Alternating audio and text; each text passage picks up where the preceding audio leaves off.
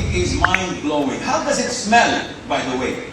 Sometimes you go to countries and you find smell of horses, smell of oranges, depending on what's dominating. Well, the Prophet told us, alayhi salatu wasalam, that it has a fragrance that you will find and smell 40 years distance.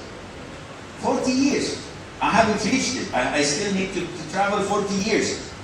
And then all of this, you will find the smell. Some of the brothers have odor when they sweat. And in masjid, you're sitting with us, Ameen. Yeah, akhi, take a shower, take something, put deodorant, put a perfume. Some brothers have odor, not odor.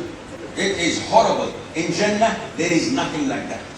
Everything smells to the extent that the beauty of the Hoor Al Ayn, not the humans, not the human women, the Hoor Al Ayn, if one of their scarves fell into earth, it will fill the whole earth with perfume. La ilaha illallah. This is one hur.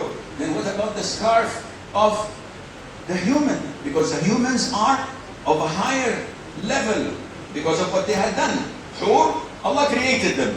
They didn't do anything. They were not tested. Human women were tested and they went into trials. So their reward is far greater than this